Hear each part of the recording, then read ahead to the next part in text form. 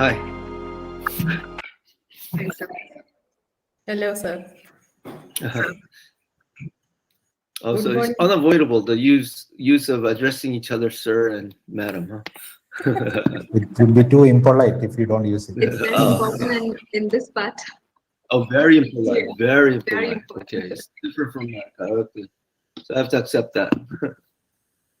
Yeah, sorry, it's a little early, so hopefully I won't fall asleep doing this.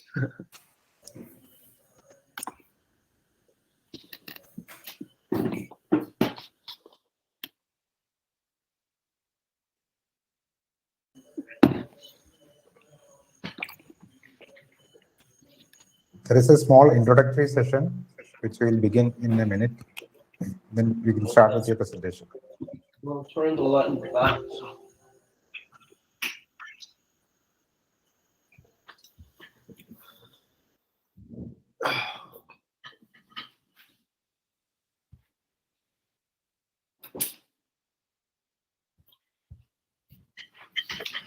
Okay.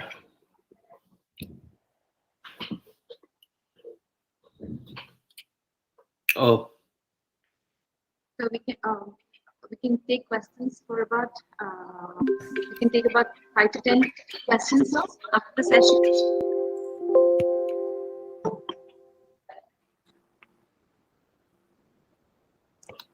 are you talking to me? Sir, Yes, we will Kim. be- So can we take? the talk will be about 40 minutes. Assume 40 minutes around. Okay, so we're starting in 30 minutes, right? No, we'll be starting right now with that small introductory session, which will be around only 5 to 10 minutes. We can straight away start. Oh, so we're starting now? We start now. Okay. Okay.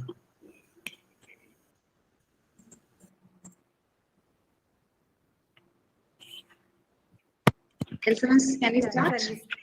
Okay. Viju? Yes.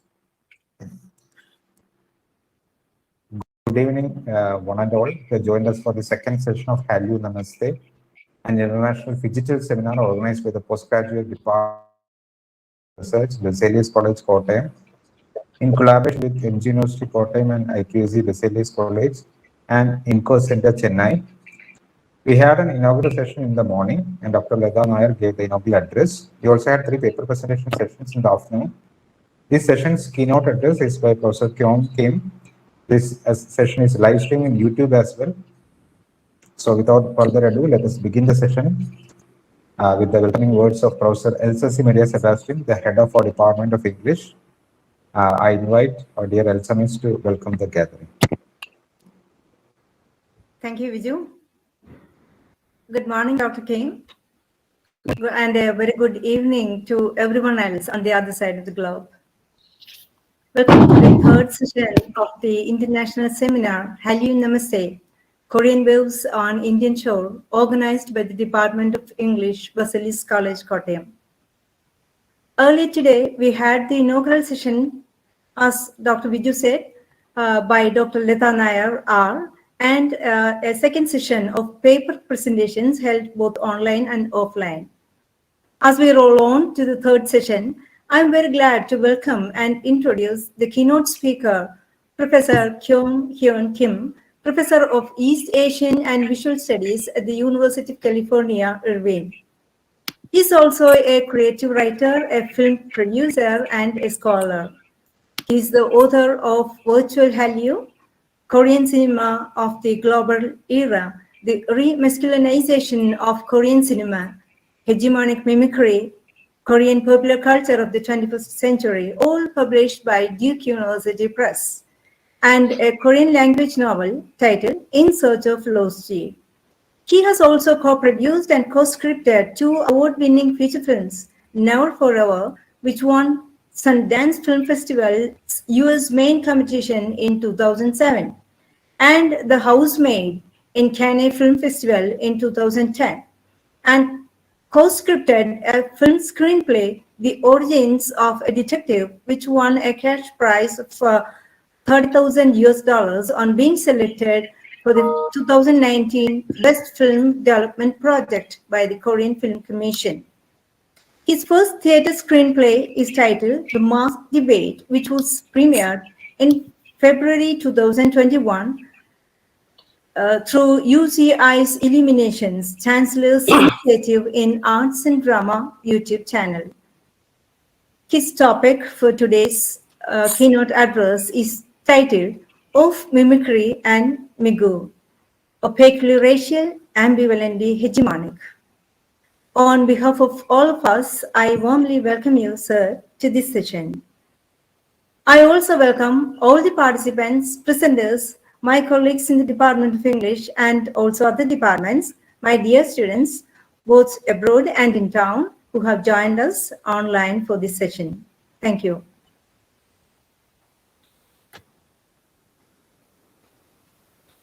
Thank you, Elvis. Thank you for Kavita. Yes. We straightaway move to the first person. Thank you, Elvis, that warm words of welcome. For the benefit of all the participants here, we are extremely glad to have Dr. Kyung Hyun, Professor, East Asian Studies, Visual Studies, School of Humanities, University of California, Irvine, with us today for the keynote address. Professor Kim is a very known name amongst the academicians who follow the recent global success of Korean popular culture, which is also known as the Hallyu. He theorizes the developments in Hallyu and its global proliferation, and sees this wave from a transcultural and transcultural perspective. His books, as I actually right now rightly said, bear testimonies of his research and academic interest in this area. And with the 3 books published are The Virtual Hallyu, the Remasculation of Korean Cinema, and latest, The Hegemonic Mimicry, he presents the much needed update on today's South Korean popular culture, the most fascinating epicenters of global cultural flows. His latest book, Hegemonic Mimicry, has been well appreciated for offering a probing insight into the wide spectrum of media productions.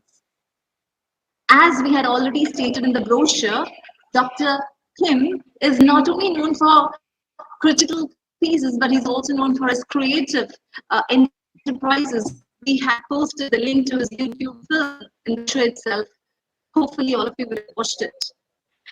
Through his book, he effectively provides insightful critical analysis of Korean cultural products, and they are explored through a variety of lenses.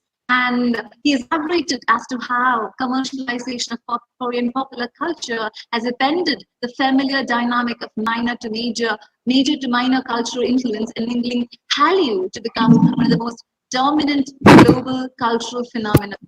I cannot give a better description than what Kyung Kim rightly puts. He captures the symptomatic signs of the new millennium.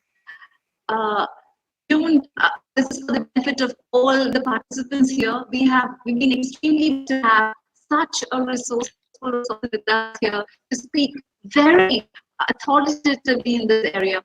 Over to you, Professor Kim, for your address. Okay.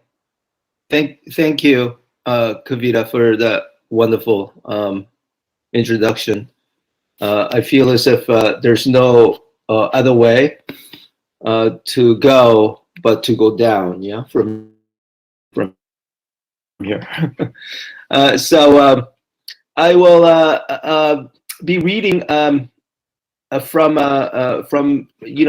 part of my manuscript that I've actually tried to modify for this keynote address. I feel things that my book just came out, Hegemonic Mimicry, and I know the title is a little bit too academic, maybe, as you probably think, what the hell is opaquely racial and ambivalently hegemonic, right? If it's hegemonic, it should be just absolutely hegemonic rather than ambivalently hegemonic. And then there is racial, the recognition of racial element within what I think, what I try to conceptualize around the idea of Hallyu. Hallyu is supposed to be, I think, in some ways, non-signifying racial kind of, yes, it's about Korea and it's about Koreans performing popular culture and popular music and so on and so forth. But in many ways, it doesn't accentuate race, right? And so why is it that I've got racial and then opaquely racial, to connote a certain kind of a recognition of race? And I wanted us to maybe think about this a little bit. And hence my title, which is convoluted, admittedly, opaquely racial and ambivalently hegemonic. So let me go through this that I've prepared, and then hopefully you might have some questions from the audience, which I'll be happy to entertain. Hopefully, the audio wasn't too good, and so I will after I finish my speech or lecture, I will try to get a headset and try to listen in. Okay, for those of you who may have questions. Hopefully, you can hear me. Okay, you can. Yes. Yes. Yes, sir. Perfect. No, okay, good. So this is how I'm going to begin. Imagine this where American cities have been devastated and slummified after a long decade of economic repression and total war. Large number of young people are missing, dead, badly wounded. Survivors, mostly women, children, and the old, are forced to pull themselves together from ruins of concrete slabs, metal scraps, and war ashes. Separation. The foreign army that has defended these American cities is asked by a humiliated leader to remain and help restore. Let's just say that the foreign army that has been asked to save these American territories come from a country across the Pacific, Korea. They speak only Korean, so the foreign army has now come to America. That is the Korean army. They speak only Korean, eat Korean food, and socialize among themselves. Because tens of thousands of Korean lives have been sacrificed to defend American soil. Once the war has ended, their rest and recreation, or it is called in American military terms, R&R, is given priority by the American leader. Koreans occupy the best hotels downtown and hold auditions for local singers, musicians, dancers, and vodka-type matching and freak shows. Because talented young American women and men now desperately need work to survive the post-war devastation, they audition before panels of Korean, military officers who come to occupy America. Because the Korean soldiers prefer to watch female singers perform on stage, American girls frantically learn the musical scores and lyrics of Korean folk songs on the fly.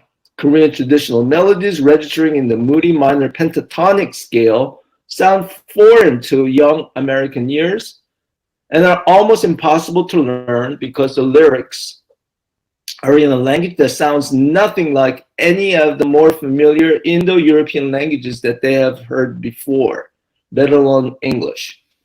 Yet, because the income generated from each week of work is easily 3 or 4 times the income earned from working at any local farm, you desperately audition for the Koreans, even though you have heard horror stories about long bus rides on the unpaved roads, about the sex-deprived soldiers who will grope you on stage and later will whisk you away to Korea.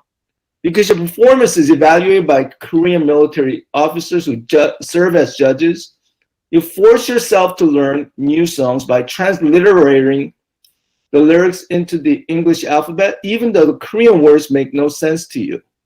You may pass the first audition, but even when you succeed in touring on stage for a couple of months, you must continue to compete against newer and younger faces who try to take your place every change of season. Each audition requires you to learn the new hit songs on the radio. Mimicking the accent and intonation of each and every Korean word is almost painful physically because you have to use different facial muscles to pronounce iotized vowels such as ya, which is very common in Korea, or yo, and the frequent syllabic assembly of phonemes with preceding consonants of N or K. So makes it nya or kya. And psychologically, because, which is, unavailable in the English, again, lexicon pronunciation, and psychologically because Korean soldiers constantly mock you for each pidgin diction you make. Just when you think you have mastered standard Korean, a new wave of hit songs with beats sung in non-standard Korean come in vogue. The new Korean songs are recorded in a regional dialect, which is much more difficult to learn than the songs sung in standard dialect. But you never lose hope. Soon you'll tell yourself that you can fulfill your dream of singing in front of real Korean audience back in Korea on a beautiful stage in the poshest, most exclusive neighborhood. Let's just say that is Gangnam. You must learn each and every song with a sincere and positive attitude, or else you may not pass the constant test, get kicked off the tour, and lose your livelihood. Now, I begin my talk with the sketch of a scene from what looks like speculative fiction, which is, science fiction, because not only does this hypothetical reversal of a hierarchical, hegemonic cultural imperialism sound horrifying for Americans, but this fictive representation also pointedly decenters what I believe is to be regimes of representation prevalent throughout the 20th century that have heavily prioritized an American-centric axis while devaluing the peripheries of any culture, nation, or history that is non-American. Now, flip the Korean with American in the previous description, and you get a snapshot of what actually took place during the post-war years in Korea before the heyday of Shodan. It was called show troops, army of Korean entertainers performing before the U.S. Military 8th Army that was stationed in Korea and continues to do so. Came to an end with the intensification of Vietnam War. So during the 50s and 60s, for 2 decades, this was what actually took place. If you switch Korean with American, the description that I had just now. Although the US of the 21st century now, over the last 20 years, now espouses more political sensitivity around issue of race. This was much less true of the US of the mid-20th century.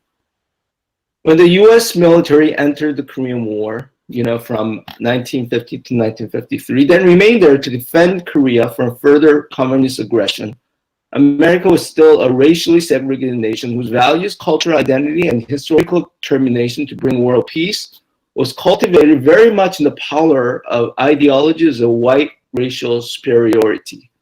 The treatment in many other parts of the world of non-white races, along with their cultural identities and languages as equal to that of white America, was at the time unthinkable.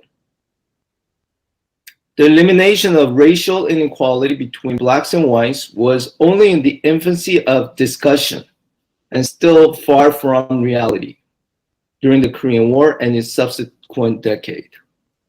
Despite the fact that black-only troops were phased out during the Korean War by then President of the US, Harry Truman, racial discrimination and segregation remained entrenched in the barracks, in social life, and in civilian life back home. Well, until the early 1970s, camptown clubs for US military personnel in Korea were segregated, so much so that race riots took place in several of the clubs near Camp Humphreys, which is now part of Korea in Pyeongtaek, by blacks who were upset by the de facto policies of segregation by these clubs and their proprietors to separate entertainers and prostitutes who service white soldiers from those that service their black counterparts. So a lot of race riots, although Korea never really had a race problem in the 1960s and 70s, took place in Korea because black soldiers were fighting against white soldiers in American camp towns, Korean camp towns in, American camp towns in Korea. As a country, Korea held a strategic geopolitical significance for US policymakers, but the Koreans themselves were just the native people who happened to inhabit a location that did not and could not figure into discussion for racial inequality, racial equality. For US politicians, Korea, as it remains largely unchanged today, has always had more importance. Again, I state this it still remains true, even though Korea obviously has now far bigger economic importance and cultural importance than ever before. For US politicians, however, Korea remains more important as a bulwark against communism than for the people who inhabit it. In the year 2022, which is what we got now, more than 70 years after the war in Korea, this segregated blacks from blacks from whites for the first time in American history, while making permanent the division of Korean Peninsula along the 38th parallel, which is the DMZ that divides North Korea from South Korea. A Korean 민족 is a Korean term that stands for national, both national and ethnic grouping Korea of Korean. Identity is rarely understood beyond the geopolitical significance that it has represented for the past 3/4 of a century and its economic value to the world's finances and trade. That is, maybe until now, right? It took place several generations for Korean identity to become, again, fully engaged in the act of amusement and pleasure through its brilliant cultural renaissance that is called Hallyu, because refiguration of a new subjectivity under a tightly linked rubric of capitalist expansion under the auspices of American-led order inevitably took time. So what has happened is you had incubation of very much of a pro-American, right, cultural sensitivity through the emergence of Shodan period, right, show troops of 1950s and 60s. And my argument is it took 60 years, for that to actually cultivate and blossom into what is called Hallyu today.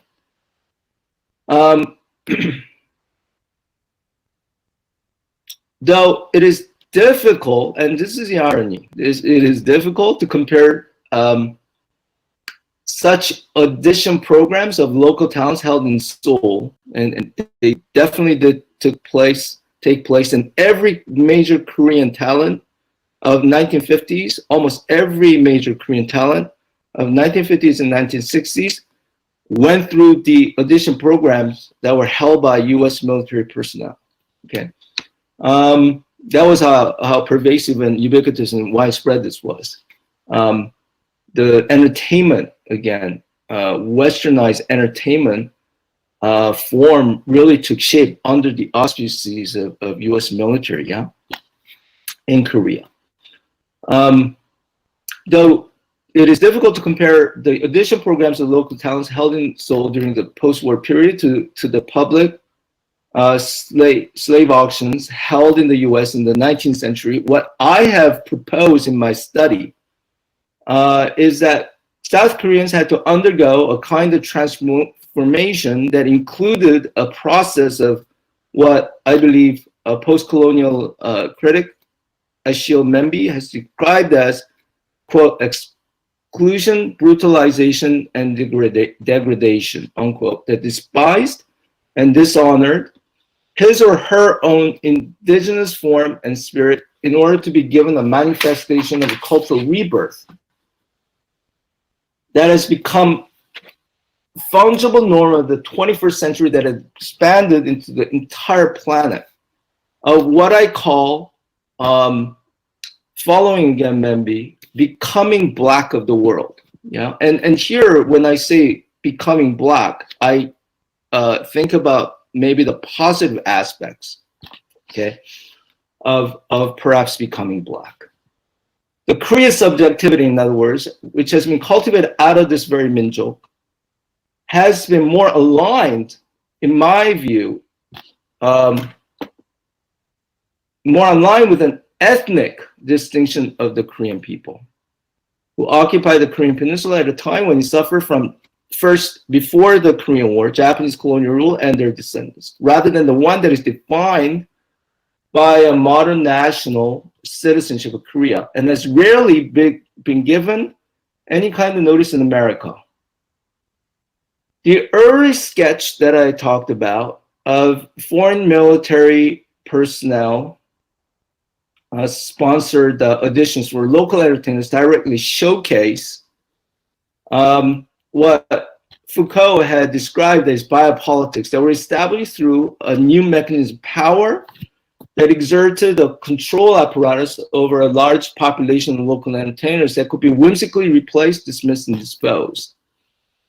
In other words, highlighting the tug-of-war between authenticity and imitation in the early history of Korean popular culture was this deep embeddedness in biopolitics, where Koreans were asked to produce endless chain of supply of disposable bodies of non-white entertainers that were regulated with total white American control. Now, despite these uneven and erratic historical developments, Korean identity as a new postmodern, now enterprise, creeping into the lives of American youth today through its enormously seductive music videos and alluring television dramas like The Squid Game, which draw enormous attention and numbers of likes in the global social media scene, while dominating new culinary and fashion trends. And so the previously intractable Korean identity that was steeped in an anti-colonial resistant proto-ethnic Minjo identity has undergone another phase of transformation. Minjo was a term, again, that came out about 100 years ago when Korea was, experiencing Japanese colonial domination. When the historical and ethnic specificity of Korean nationhood has been rendered opaque.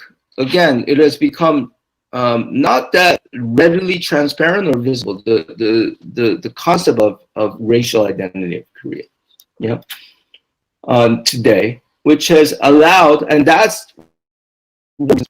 has allowed Korean pop music, comedies, dramas, films, and food to flow into the everyday lives of young people living outside Korea.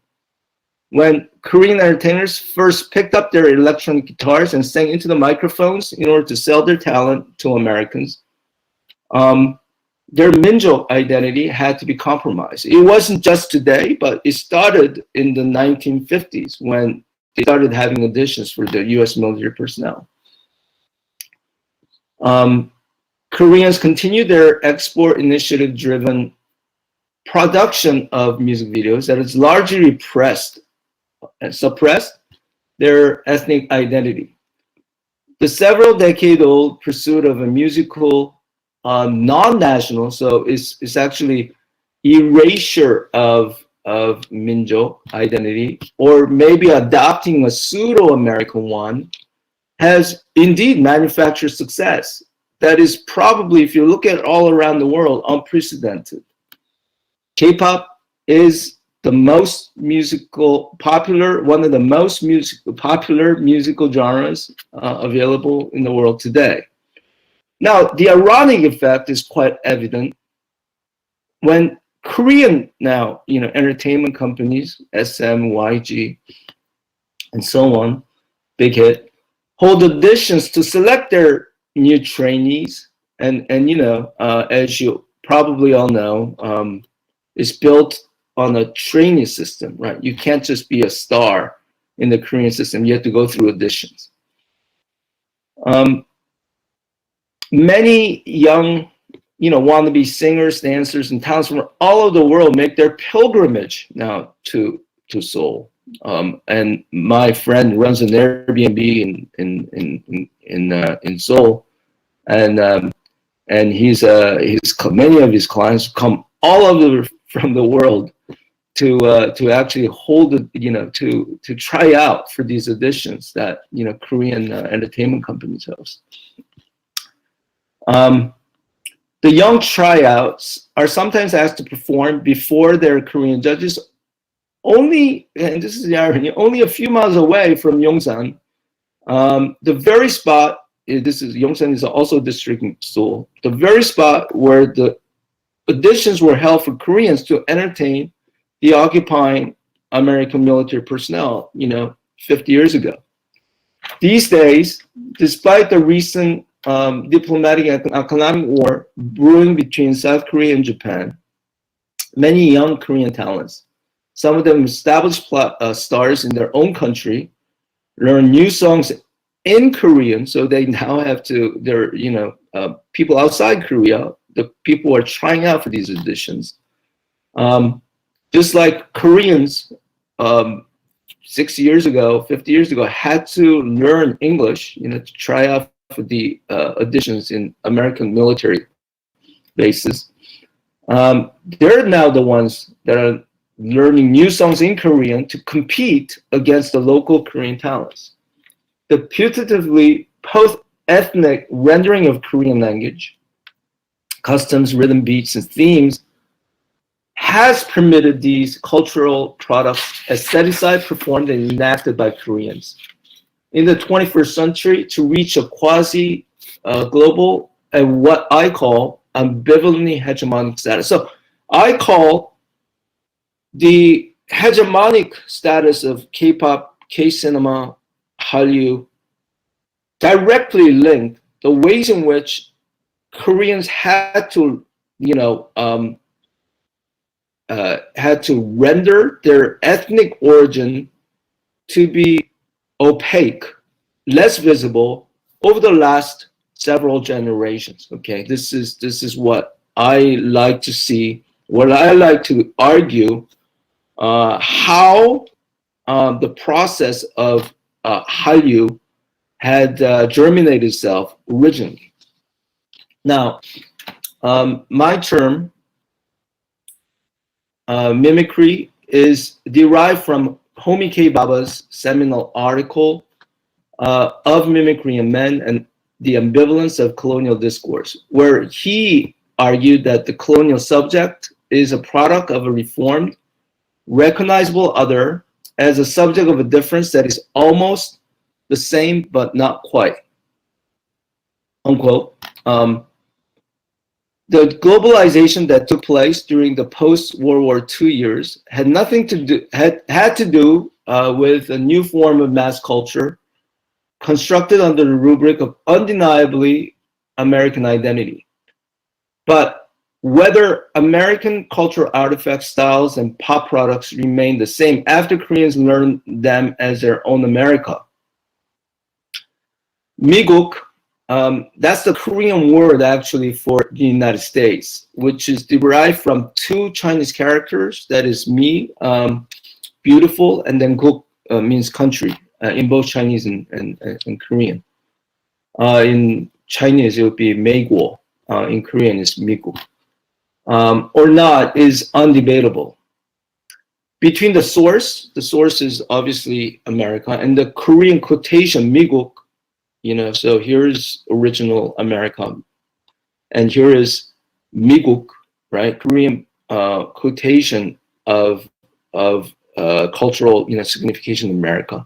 Between the two, I say a slippage and misappropriation were undeniably interjected, despite the best efforts by Koreans, for over the past, again, 3/4 of a century to replicate the American performances. The simultaneous appropriation and sometimes even misappropriation and misquotation open the door for innovation. And this is what I find to be interesting kind of, again, creative process that took place, even though, yes, it was largely a mimicry, it was largely copying, it was largely, appropriation, but every step of the way, there did remain a little bit of a door for innovation that did take place over the last 75 years.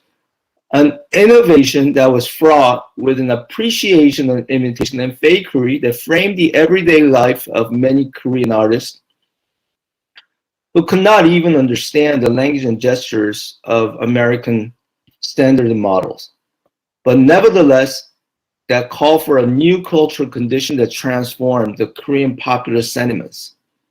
And over time, again, the mimicry of Americans, although you didn't necessarily understand the language and cultural, again, innuendos that was part of this cultural, right, performances, you begin to not, after years and years of, again, trying to replicate and trying to, again, best approximate, right, the American performances, you not only become very good at it, but it begins to transform also, right? When your best, cultural talent is the ones that have to mimic Americans, after several generations, it has a way of transforming the entire, again, popular language and popular sentiment and the popular culture of Korea as well. Because that's what the standard of good now becomes. For better or for worse, right? And probably for better because, again, the entire world is caught up in, Pax Americana, which is, American cultural domination is not only something that took place in America, in Korea, but worldwide over the last, good century or so.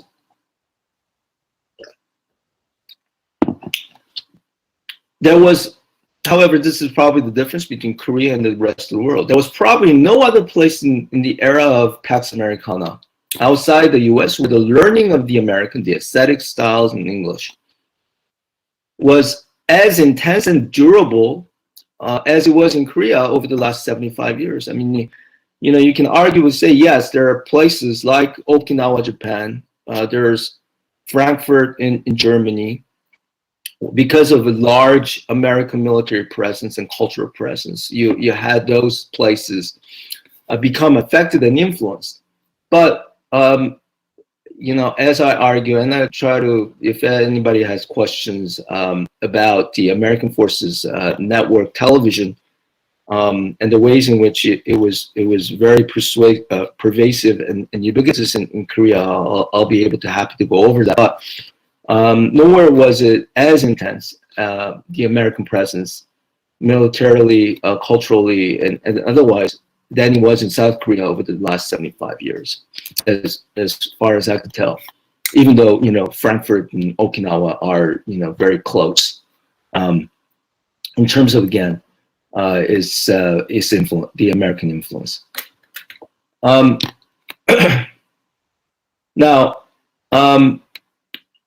Koreans learned to, throughout the last 75 years, enact a two-step, what I call double gesture of both mimicking, so it's a double gesture that I feel is very important in the process of mimicry, mimicking as well as innovating, which immersed its own, articulation of Miguk, right, America, and the Korean movements, rhythm and language. The process of then Miguification, I just came up with that word, Americanization or Migukification, both weakened and intensified the Korean emotions and soul, which for many decades ended up playing hide and seek with with Korea's survival acts of mimicry.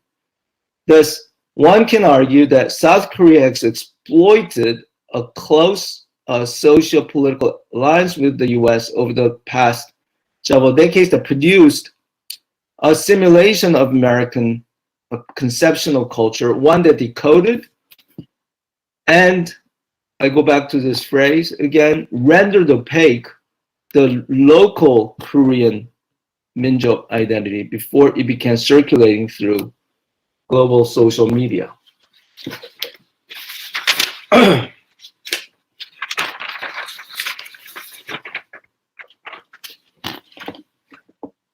I'm gonna shoot this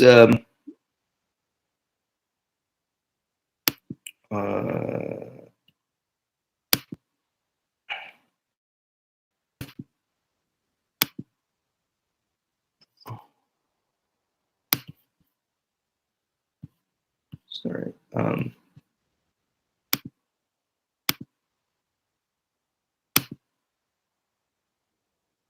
Okay, so hopefully you are able to see this.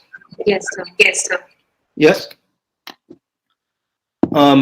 Yeah. And this is a real photo from the audition days, the Shodan day, what I call the Shodan days, the show troupe days, where the top Korean entertainers had to perform for the American military personnel. And this is one of the very popular girl group, just like maybe Blackpink of today, of the day at the time, 1960s. Korean women, as you can see, very beautiful, very attractive, and very capable actually. And they became big stars, not only among American military personnel, but among Korean general population in the 1970s, after their Shodan period had ran dry in the 60s. Yeah. And many of them, the Shodan performers ended up not only, were they creative in mimicking, the American performances, but they ended up, becoming the pioneers of Korean popular music in the post-war decades, becoming the very composers, producers, as well as talent managers. When they retire from, once their performing age had terminated, they became very successful.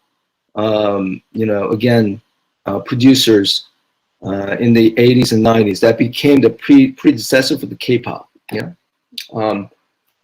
SM, Lee Soo-man is one of the last remaining generation of the Shodan period of the 1970s. Yeah. And in some ways, YG he came out where Seotaeji was a rapper that was very popular in Yongsan in Taiwan, the American military base. That's where they learned the trade of rap and hip hop in the 1980s, and would translate that success into the Korean pop scene in the 1990s, and then he became media mogul, basically, that controls now Blackpink and what else? Big Bang, that are top K-pop performers. Okay.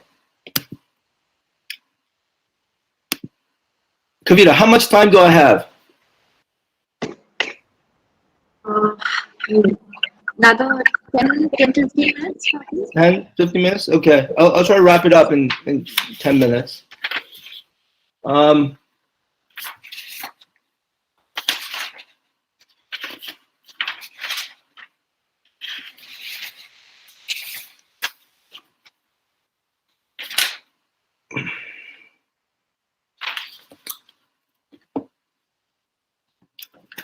And just skip the rest of the lecture to deliver at the conclusion. So we're almost there. And thank you for staying on.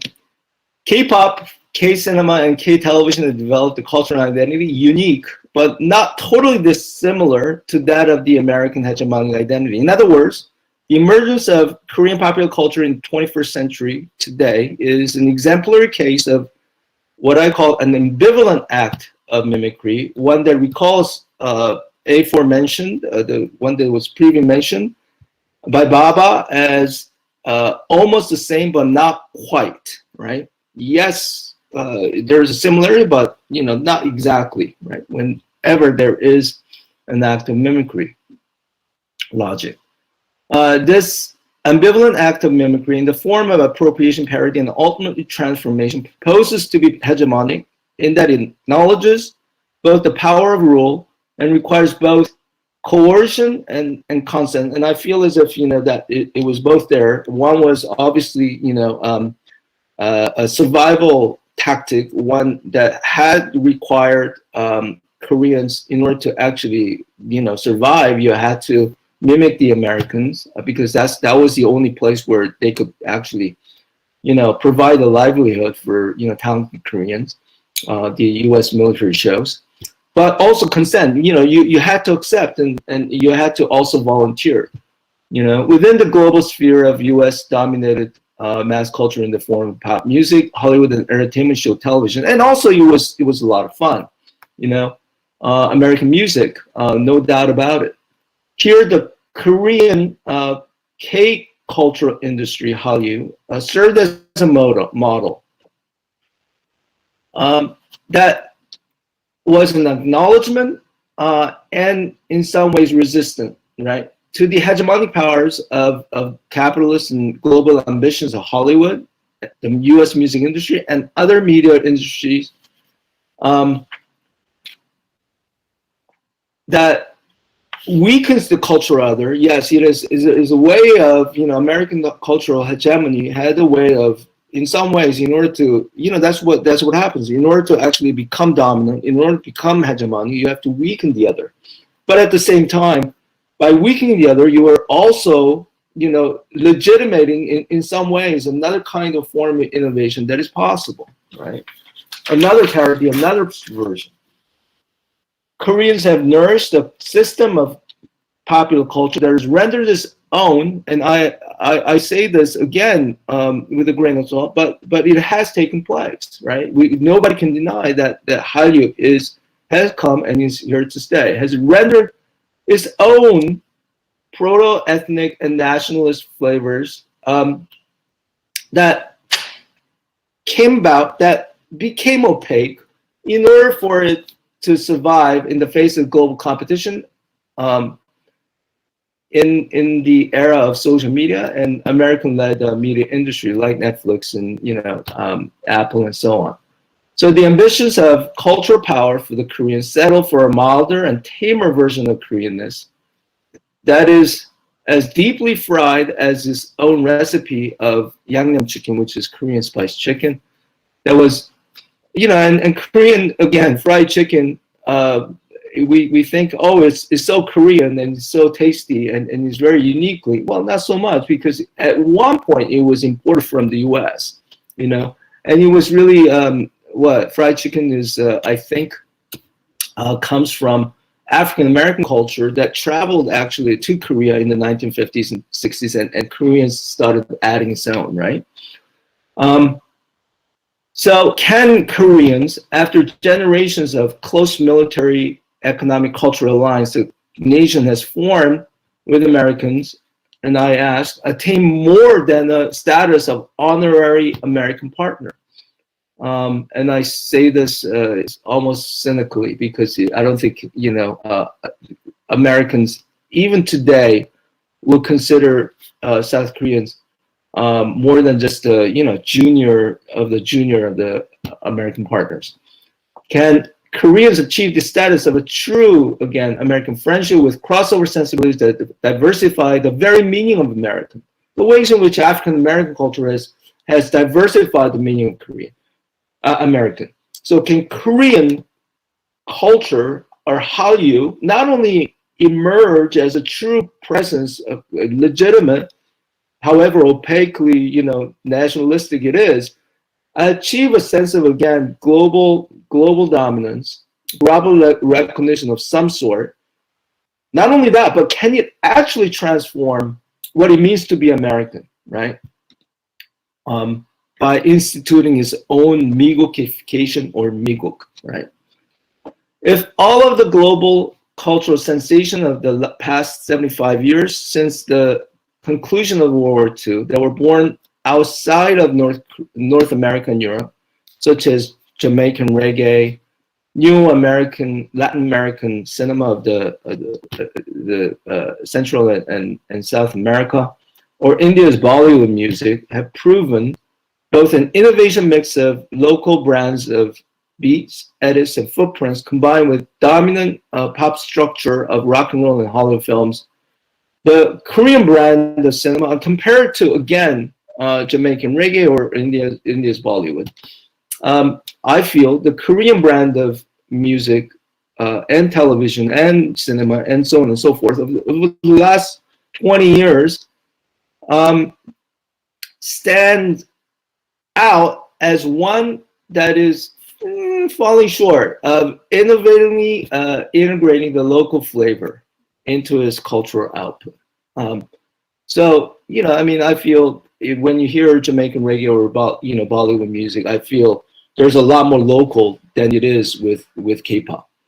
Instead, Korean popular culture has found its success, not accentuating it, but repressing and making opaque its own ethnic and local subjectivity. In so doing, the ethnic diversity and consciousness that are often celebrated in the local aesthetic movements in Jamaica, Cuba, or India are not transparently evident in Korea. The Hallyu of the past 20 years may be the first time, in some ways, the East Asian Minjok has become a critical voice in the makeup of global pop culture that has leaped over the linguistic and cultural walls that surround the minor culture. Obviously, I think it's a great achievement. Largely, overwhelming majority of K-pop is, despite the fact, BTS's #1 singles in America, Dynamite and Butter, were sung entirely in English. It does retain Korean language, yes, which is minor language. So there's no doubt that this is a great achievement. But at the same time, it did have its success by repressing, right, the ethnic background and making it opaque. The opacity of ethnicity is precisely the reason the K-culture industry can be considered in some ways both racialized and non-racialized. And I play both ways. The fact that Koreans had to overcome traumas of an extended period of modern day slavery during colonialism, and also spectacular forms of nationwide disruption and trauma during the Cold War. Not only did it go through a Korean War where 3 million Koreans were dead, but fervent anti-communist campaigns and military dictatorships throughout the 20th century. That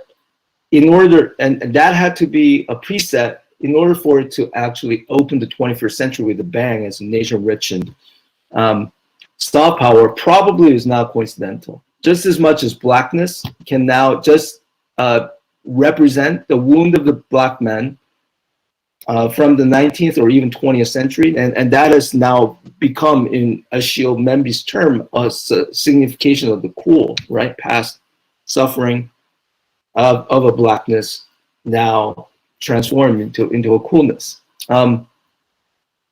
But signify a new signature Koreanness to overcome is Han. Han is a Korean term that denotes the suffering of the previous era in order to extend its power of enjoyable Korean term, another Korean term, mat, that is fashionable trend and cool to the rest of the world today.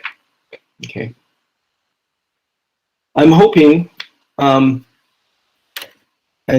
this is, I promise the last thing that I'll say. I'm hoping to, in my study, and I will try to do it, throughout whatever it is, 250 pages of my book, Hegemonic Mimicry, not only scratch the surface of many of the films, popular cultural texts, and even songs that decode this opaque racialization of Korea's therein, but I am really trying to figure out, and I try to continue struggle with it through my class and even opportunity to present my lecture today, understand this new, I think, 21st century racialized, again, consciousness through the rendering its racial identity opaque, that has become a signification of Hallyu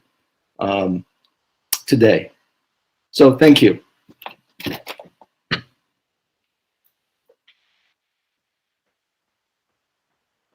Thank you, Professor Kim, for that tracing through all the terms in the culture that different mimicry and various nuances that mimic your Your voice is breaking. Are we open session for questions? Yeah. Your voice was a little breaking. Yeah. Can you carry on? I think I have a network issue. Yeah.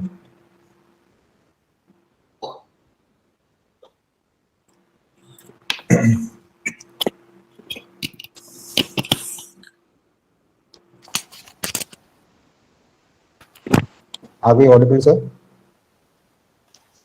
Yeah. Okay. Can you hear me? Yes, yes. Okay. One of the key aims of this seminar was to look into the, we have a lot of consumption of Korean culture in terms of K-pop and Korean drama. That happens a lot in India, especially in our own state of Kerala, especially so in the past 1 or 2 years. But there was not much research that was going into the what are the intercultural things behind this Korean what they call cultural.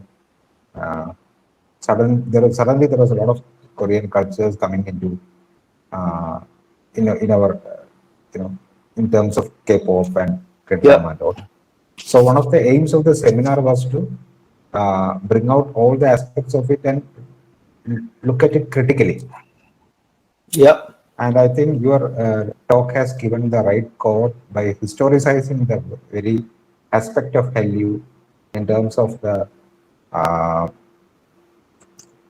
bringing in Baba's mimicry, and which is something that Indians can also connect with because of the context in which the original essay was written. Sure. So yeah, and I especially wanted to include that for this lecture. Yes. So it struck the right chord, I believe, to the for our seminar also. So thank you so much for that deep historicization of the Hallyu phenomenon, and which I think only an academician like you could do. We are only looking at the intercultural aspects of Korean culture in India, but what about Hallyu in Korea or in America, as you say? So I think that would be a right note that you have struck in our seminar. Thank you for that. So I also officially open this session for the Q&A session. We are welcoming questions from, we have participants in the Google Meet as well as in YouTube. So you can type in the questions from the chat box in Google Meet, or you can press the raise hand button in Google Meet and call out your names, and you can unmute and ask your question. We have about 15 to 20 minutes to take questions. So we can start right away. So let me just start something. I have seen a lot of jubilation around the Best Oscar win of Parasite, but after that, there's a lot of jubilation in terms of Korean Americans being so happy about it. I have heard things, but after that, then I haven't heard much about what was happening. So within your talk itself, I see a lack of mentioning of even Parasite in the sense of it finally brings to. So this is a momentous achievement. No, Parasite is a momentous achievement because this is the first time ever a foreign movie is getting the Best Picture Oscar. It's look at circular coming back to something like what you are saying. So I would like you to comment on that if you could. Yeah, I've actually written quite a bit on Parasite. I didn't mention it here, but it may be an instance, I believe, of you can argue that Korea now is becoming a true partner of America, right? It's probably not after 75 years of being pro-American, right, ally and partner. A junior partner. Now it has been elevated a little bit in terms of the status you feel, right? Finally recognition, right? It's like, I don't know, Salman Rushdie being celebrated in Britain, that kind of moment, right? Do you then embrace it, right? I mean, do you say, wow, 100% for sure, are we now, right, recognized as a partner, equal status, or are we still like, is this just an honorary thing now that they're giving out, right? Because we're so we've been so successful, in terms of following this footstep, right, of the Americans over the last 75 years, and I think the truth is somewhere in between, yeah. That we have to embrace it and also be critical of it, right? It's a recognition of some sort, and it's a great achievement for Korean filmmakers that I myself included, that I accept it. Like Bong Joon-ho has been a friend, over the last 20 years. I mean, it's the writer director of Parasite. It's just a great thing. To be now perceived as the world-class, director who is now honored by the U.S., Academy of film industry. But is it just also a tokenism? Yeah, that is being played out here is also another thing that we always have to consider as well. Not take it again blank, right, acceptance of the celebration. So which is the same way I think Squid Game has played out, right, over Netflix. And you guys, I don't know in India whether you had the opportunity to watch Squid Game. It's quite popular. Yeah, okay. It made supposedly billions of dollars for Netflix, American company, right? Is it it's great for Hwang Dong-yeok, the writer director. It's great for Lee Jung-jae. Some of these people who've been around the Korean film industry for the past 20 years. It's great. But how much again of that $1 billion that Netflix has made coming back to Korean again filmmaking is also and what kind of profit sharing, what kind of partnership, true partnership, and now it's a global capitalism, right? It's an era of global capitalism. So money talks. how much of that percentage is now being pummeled back, right, to Korea, then now you can say is your Korean content and Netflix as an equal partnership. Yeah, and a lot of questions more than answers are given. Yeah, at this point. So it's are we still? Sorry, are we still entertainers? Sorry.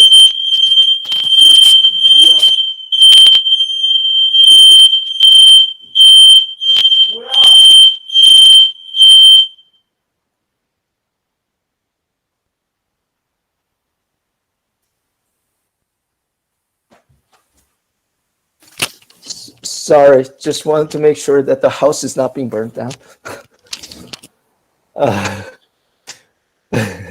While I'm giving a lecture in India. The second floor is now burned down. No. Yeah, so where was I? Yes, the Squid Game and is it still Korean performers in the day of Shodan, in the days of 50s and 60s performing, right? In the interest of American capitalists, no longer military, right? But definitely, right? Without reaping much benefits and profits, yeah. And there is no profit sharing kind of thing that is at stake here. So those are the things that I think firstly you have to look and interrogate. For Koreans, it's not just for me, but for Koreans, it's a very important question.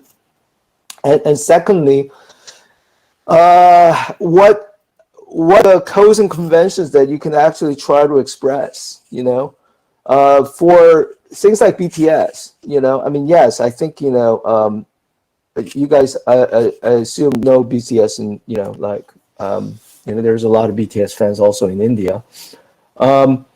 Can BTS continue to retain, right, their Korean, even like their linguistic authenticity, right? The ways in which they can, because pop music is all about, I feel, it's not just about the rhythms and melodies, but it's also about, certain kind of linguistic expression, right?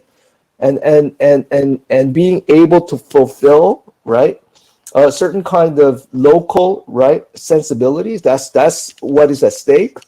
If can BTS continue to rap or sing, right, songs in Korean, and or do they have to abandon it altogether and adapt, right, English language as its main, right,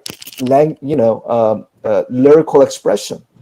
That to me is a very, very, and to many others, very important question. Yeah. Now the 6 of the 7 members of the BTS do not speak English very well. You know this. RM speaks English okay, but you ask Jimin to speak English, he's not very good.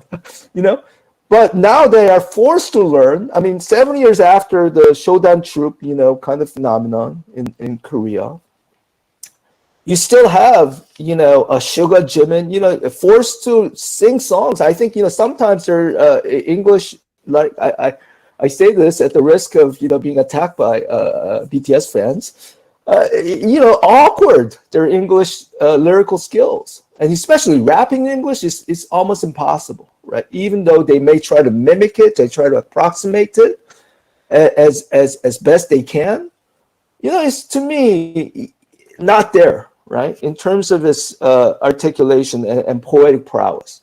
So then where do you say, well, how much more do they have to do, right, in order to attain and continue to sustain their, global power? Yeah. Why not try to go back in Korean, which they're a lot more comfortable with?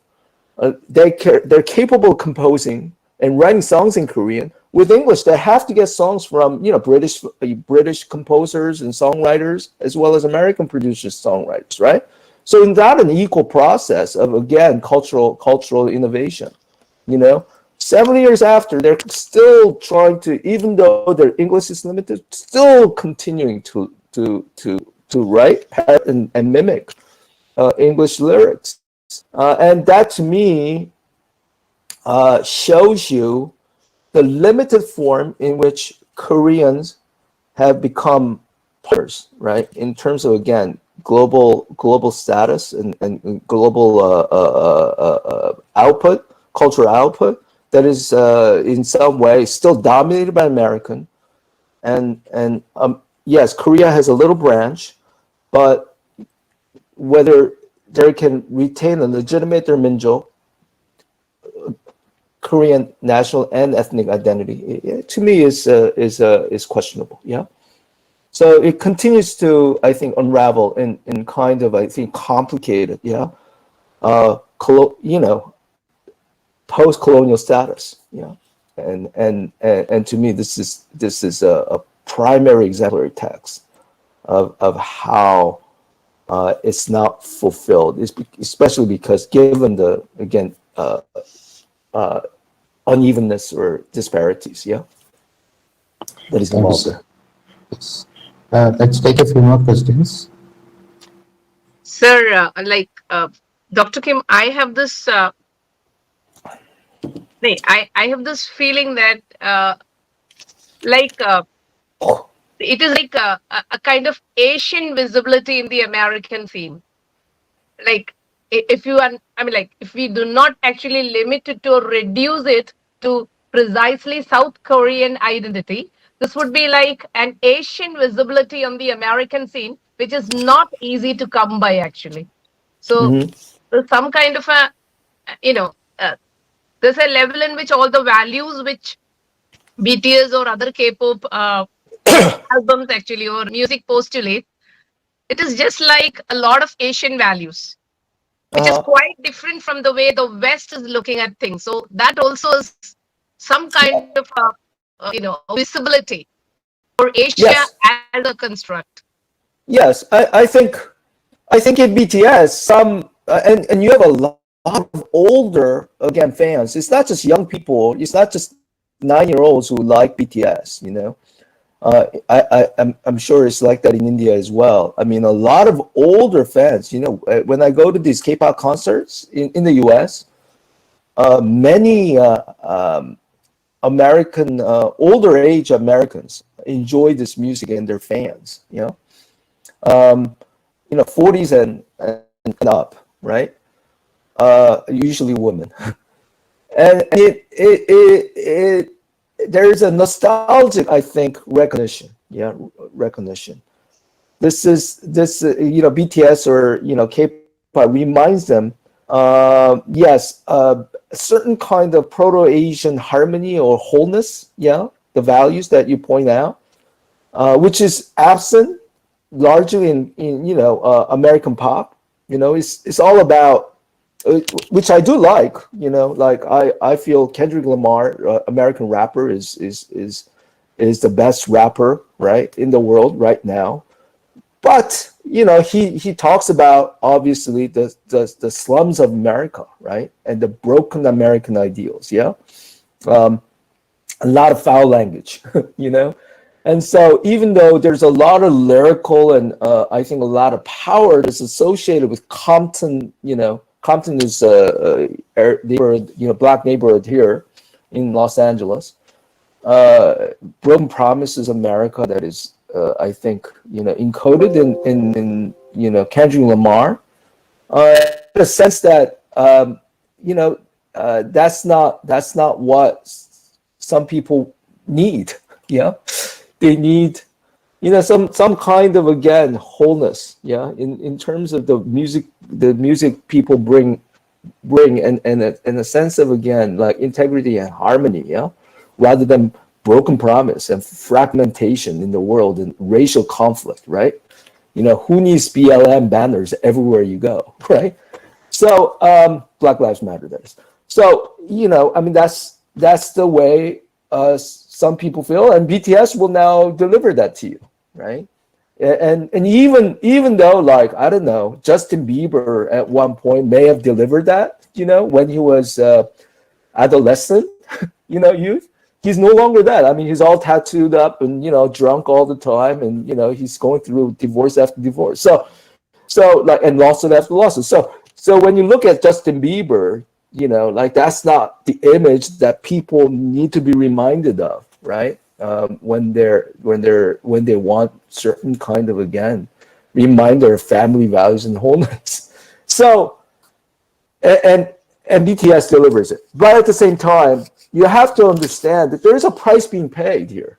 You know, it's not just all glory and fame that, you know, BTS and K-pop, as you probably know, you know, BTS not now, but, you know, suicide rate is really, really high, you know, and stress factor really, really high to cover up, right, that kind of wounded fractures and, you know, the kind of intense competition and mental stress that many of these idols have. They camouflage it, right, and they don't show, like, you know, members of the BTS, you know, drunk, you know, on social media ever. But it comes out at a certain point, you know, it comes out at a certain point, and it has a way of breaking, you know, I mean, breaking idols' lives, you know, at some point, which K-pop doesn't want to emphasize, but which is now fabric of reality, right, in K-pop as well. You have to, you know, in America, drug use and, you know, alcohol abuse and, you know, domestic violence and all those things are part of the fabric of, you know, American pop. Yeah, people recognize it. In Korea, it's not part of it. K-pop is not part of that. But underneath, right, lurks that, right, discord and, you know, disunity and all of those things that constantly get masked, which then has a way of, you know, exploding, right, in the form of, you know, in the case of Big Bang, also all these, like, you know, scandals, dirty scandals, and that became, you know, headline news, as well as suicides and abuses. Yeah, that later on, you know, that gets registered and people want to, that shocks people. It's like, what happened? You know, well, it's always been there. It's part of idolhood that you just don't hear much. Yeah, when it comes to K-pop.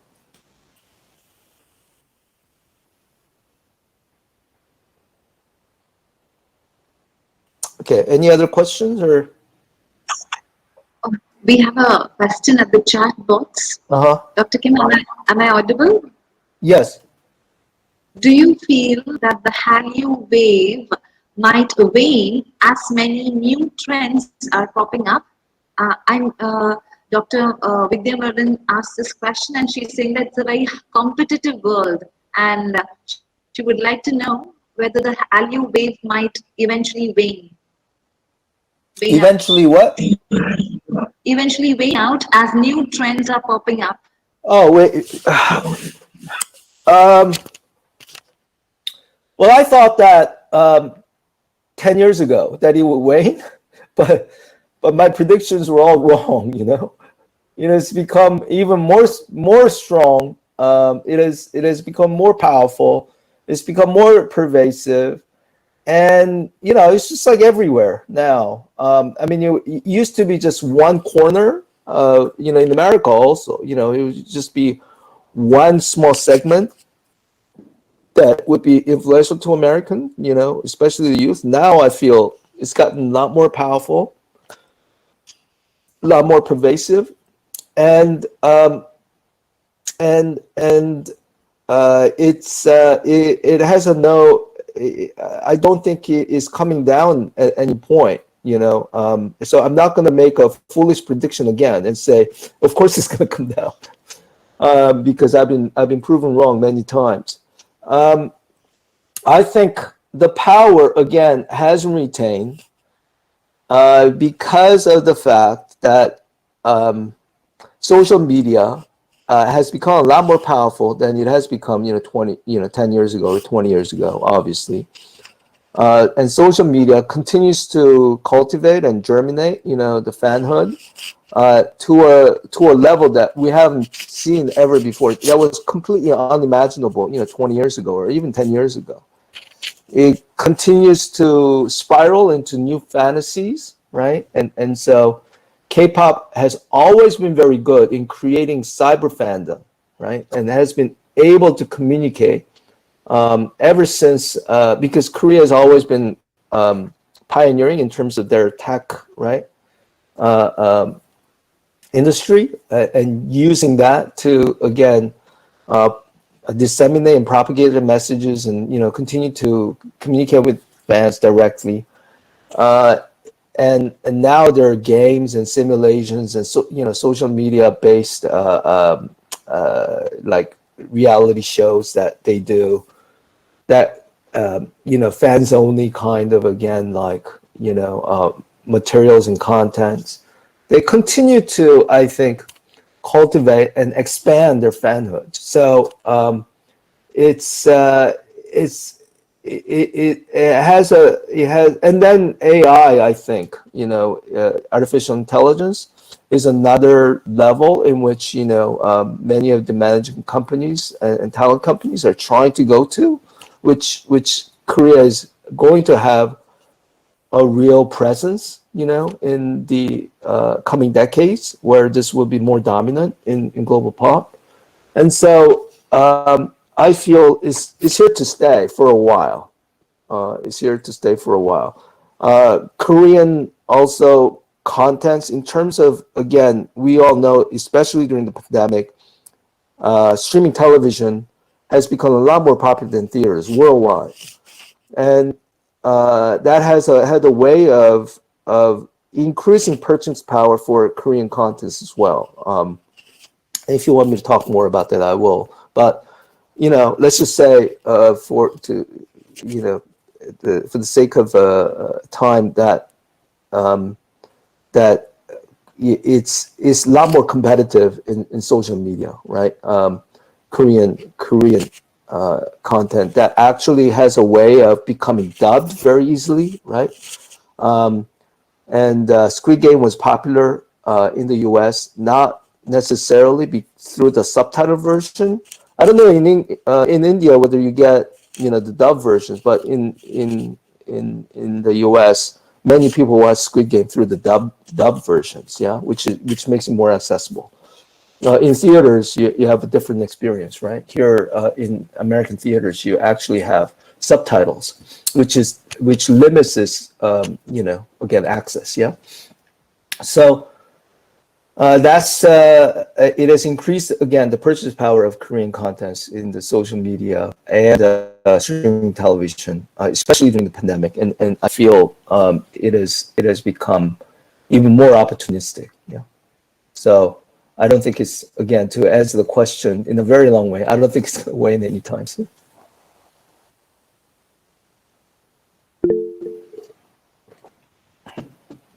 We can take maybe one more question. Yes, Tia Ismail.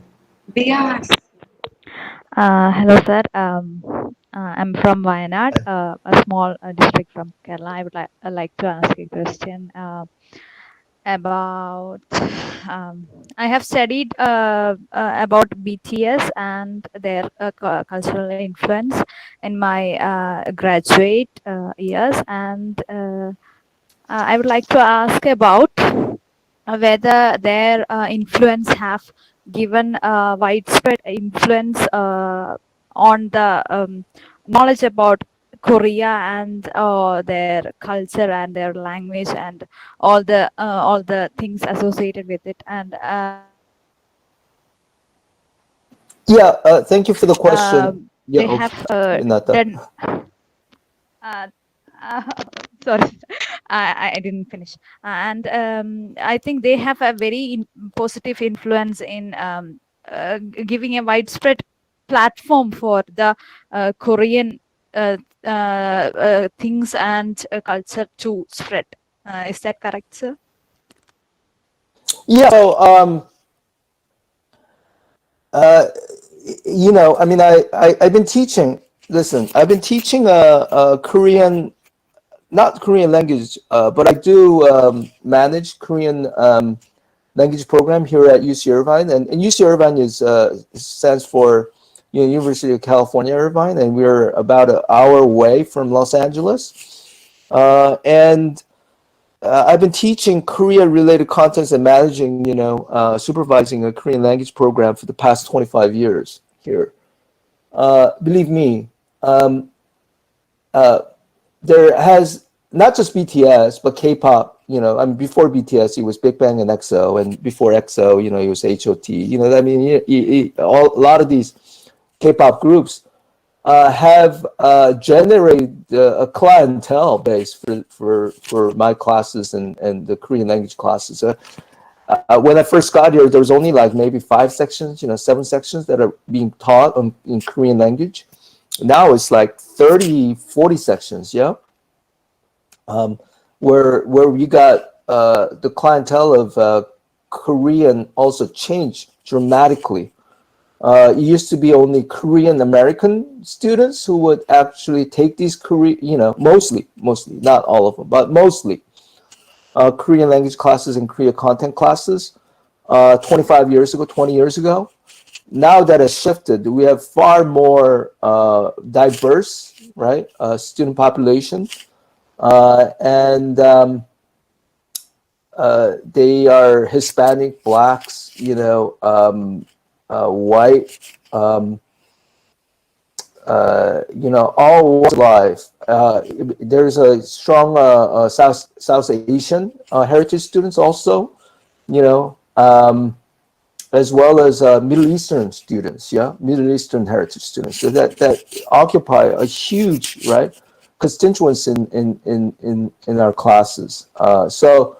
And this is not just University of California, Irvine, but throughout the University of California system, California especially. I think given the ethnic diversity the state represents, as well as the proximity, right, to Korea, that plays a factor. But they've been listening to K-pop, watching Korean television, not just dramas, but comedy shows were very popular among these youth for years, and so they would be subscribing to these shows, over YouTube. I realized, at age 13 through 18, and then once they get to college, they want to know more, right, about K-pop and Korean culture, and that's why they come to these classes. So it has provided, I think, an infrastructure, but as I've stated, there has to be, I think, not just analytical understanding of things, but also historical and theoretical understanding of K-pop and K culture, and that's been my stance and approach, to not just take these things at the surface level, but scratch it, so that we get a little bit more density, to a way in which we can think about and conceptualize why it did the way it did. I mean, the biggest question that I get asked, the number one question, whenever I go to these talks, conferences, or a meeting with the media, people want to know, why is it that this is so popular? And I say a very short form answer of what I just did in the last hour or so. America has been under the American Korea has been under the American cultural, military, and economic influence over the last 75 years. As intense as that influence had been anywhere else in the world, to a point where the Korean elites had to learn, just like Indian elites had to learn English, under British occupation, colonialism. Over the last 75 years, Korean elites had to, if you wanted to advance, right, in your career, business, politics, or even now to cultural, right? If you want to succeed in those careers, you had to learn English, right? You had to learn how Americans think, and you have to approximate that, right? And it didn't take just one generation. It took 3 generations of that influence to cultivate, germinate, and then to blossom into what I call, right, the flowers of Hallyu. So it may feel that it is apolitical Hallyu. It's not, exactly the most racialized kind of an experience, but underneath it all, right, is that experience. Yeah, is how I always begin by saying. I know, and people are like, why do you make it so complicated? And like, so, but it's true. There's no other way you can explain this. Yeah, you can explain this without recognizing the historical density behind K-pop. It's not just like RM all of a sudden watched all these videos and started learning English. That's not how it happened. It's more layered than that. Okay.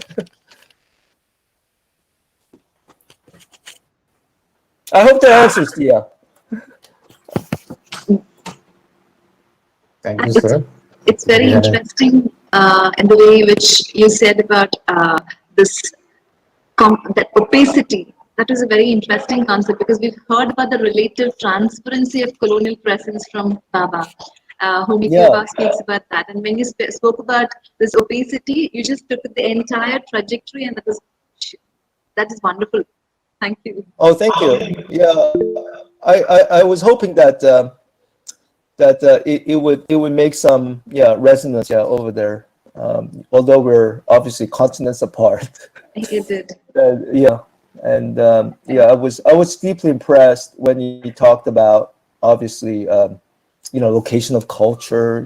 I mean, Baba when you on a good day, on his early good days, he was making a lot of sense to me, and I was trying to make application. Yes, it's a very different experience, Indian experience and the Korean experience, but there is an overlap somewhere. Yeah, because the Korean experience is a little bit more different. Because it wasn't direct colonialism, right, by Americans, and B, Korea had already experienced Japanese colonialism, right, before Americans came over, right. So it's a very different kind of an experience.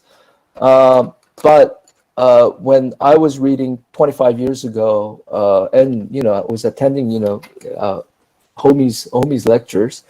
That there was a lot of overlap that I could feel, and I had my teacher Anu, who's of Indian descent, an wonderful English teacher, and she was the first one to introduce me to Homi K. Baba and Salman Rushdie and all these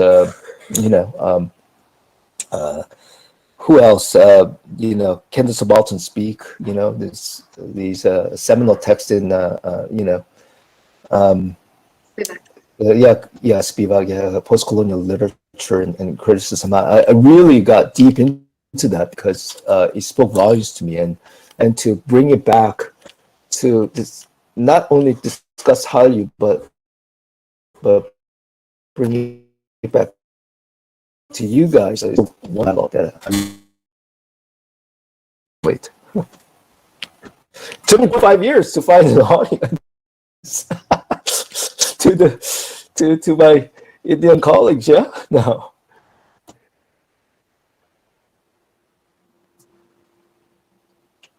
I think we have had a good bunch of questions. There's more questions. Are there more questions? I think we can take maybe one more. Okay, sure. Viju, I think Asna KM has raised the hand. Asna, yes. Asna, please speak up, please. Hi, Professor. It's actually quite an honor to finally hear from you because as part of my PhD discussions, my supervisor had advised me to read the Korean popular culture reader, and it's through that I came to know about you. So it's quite amazing that I got an opportunity to talk to you. I was, as a fan scholar myself, it's a little difficult to navigate through social media, but what I've noticed is, in spite of a lot of Korean popular culture, especially K-pop, taking on a lot of media and a lot of media flows from Black popular culture, such as, for example, rap and jazz and other forms.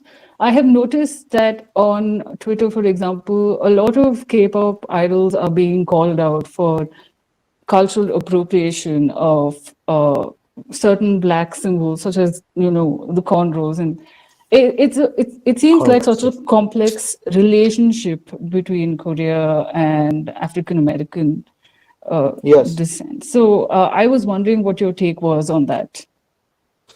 Yeah, I mean, yes, as you point out, there's no easy black and white answer, you know, to that question. Is it bad or is it good? Is it wrong or is it right? You know, I think it's really somewhere in between. Yeah, you can't make that unless it's a very overt form of, I think, you know, sometimes like black facing, you know, which a couple of K-pop idols did do, and Korean comedians did do in the past, and you know, without necessarily understanding the cultural depth to it. It's really difficult for us to provide what the salient, you know, kind of, I think, response to that may be. YG, again, you know, like YG is headed by, right, the media mogul is his name is Yang Hyun-seo, right, who used to be part of Sateji and the boys back in those days. In the 80s and 90s, they were 90s, the biggest K-pop, you know, they were the first, probably, arguably, you know, K-pop group. And, you know, they were involved in, you know, 30 years ago, this is parodying and, you know, approximating, as well as you call, appropriating Black performances, you know, quite a bit and that's how they became famous in the 1990s. Now,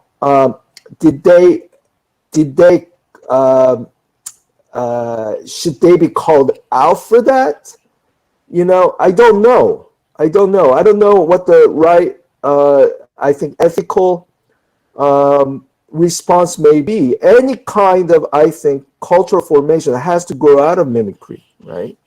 I mean, especially when there is such a hierarchical kind of relationship between American hegemony at time and Korean kind of experience that has to imitate it, you know, to formulate its own legitimacy. And at its infancy, you know, when Sateji and Yang Hyun-suk, the father of YG, when he was doing it, when they were doing it, you know, they were not necessarily being called out for it because nobody was paying attention to Koreans at the time. And that was, you know, I mean, it was, they really loved it, you know, that they loved the, you know, the Black experience, that they didn't understand the historical, I think, density behind the cornrows. You know, cornrows is especially tricky because you know, it's the prison kind of, again, look, right, which incarceration among Black men are especially high, and it's not, you can't just like go there without necessarily recognizing that there is a plight of Blacks, obviously, you know, involved in it. But when, again, nobody was paying attention to Koreans, it wasn't called out for. But now I think, and that's where, you know, again, the Korean experience grew, and YG and Sateji at the time, they were hanging out at the American military-based clubs, you know, to understand the dynamics of breakdance and choreography of African American. You know, they were hanging out with Black soldiers in order to become, in Korea, the pioneers of hip hop culture, right?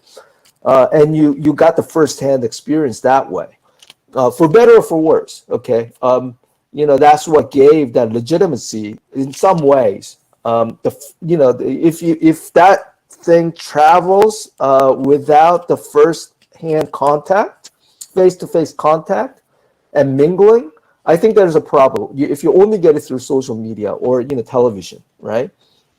Which is worse.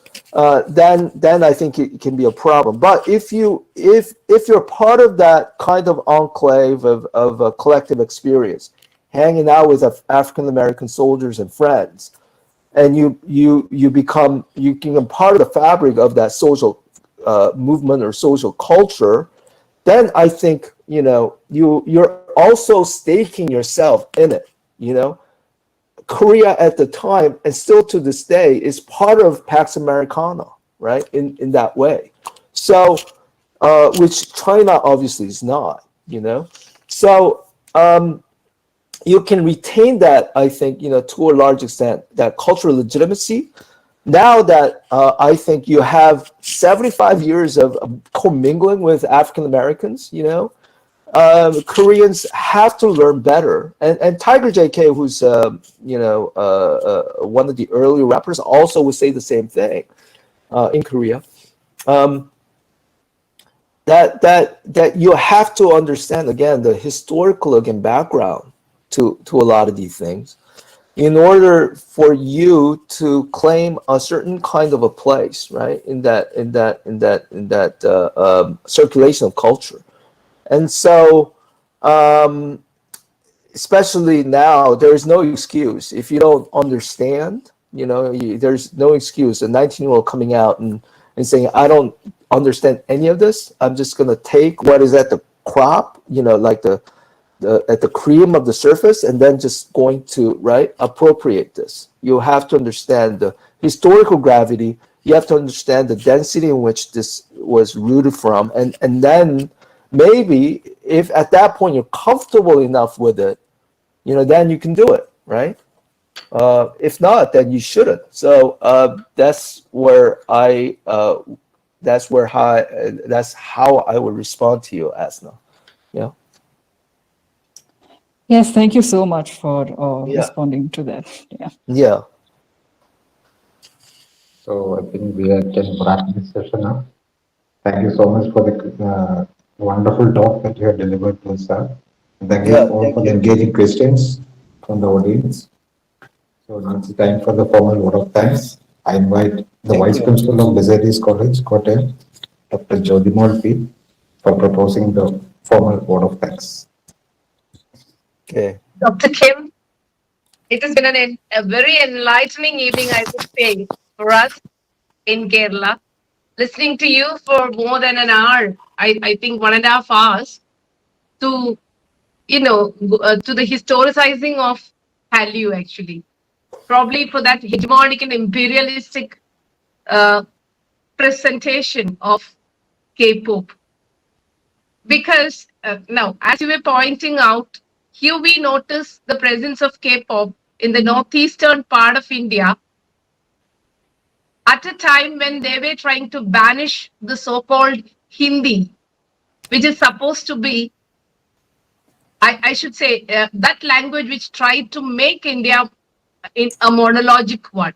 So, so I think these are the various ways in which a cultural signifier can probably spark off diverse levels of explanations.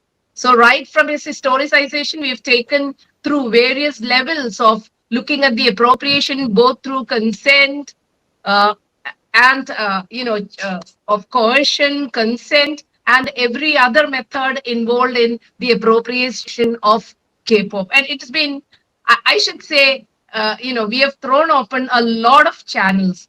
By the way, today morning we had a lecture, the session 1, the inaugural speaker actually said that she would not like to call it as hegemony or a kind of colonization. So I'm thrilled to have an entirely different view, kind of the idea of cultural hegemony coming up from the other side of the universe. Ambivalently hegemonic.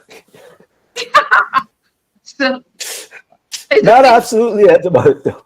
Yeah, so it has been really wonderful to have a lot of ideas thrown open. That is exactly what I think platforms like this should do. So, and on behalf of the department, on behalf of all of us here at this part of India, listening to you, It is with open hearts and, elated minds that we've been listening to you. Thank you, sir, for your wonderful presence and a very, very lucid, clear ideas of, approaching it from various angles. It has been an enlightening experience. Thank you. Thank you very much. Yeah, and thank you again for everyone involved in making this experience again. Yes. Very, very productive, even though I'm just now waking up. Yeah. And for all those who be part of it, asking questions. Yeah, and so it's been making me Yeah. feel welcome. Although I didn't have to take a step outside of my house. It's wonderful. I mean, this is I think there's obviously a lot of things negative about the pandemic. Just horrible things. But if there is one little glimmer of light, that it has given us is this has become more familiar, right? The presenting and making this global village, reality. So Exactly. thank you. Exactly. Yeah. It's been a wonderful experience. Thank you, one and all. Yes. And it's been a long day, I suppose. Oh, yeah. Sunsetting I'm just already waking set up, here. but Yeah, you've woken up. We are trying to sleep. So yeah. it's Thank you so much, wonderful. sir. Au revoir. Thank you. And, good night to one and all, to all from the Indian side, and good morning to the American side. Thank you. Yes, and those of you who didn't get an opportunity or felt a little bit, I don't know, shy, you can email me at any point. You can, it's all available. If you Google my name, I'm sure you'll be able to get it. So I look forward, to a further dialogue. Yeah, thank you. Thank you. Thank you, sir. Thank you, sir. Bye-bye. Bye. Thank you, sir.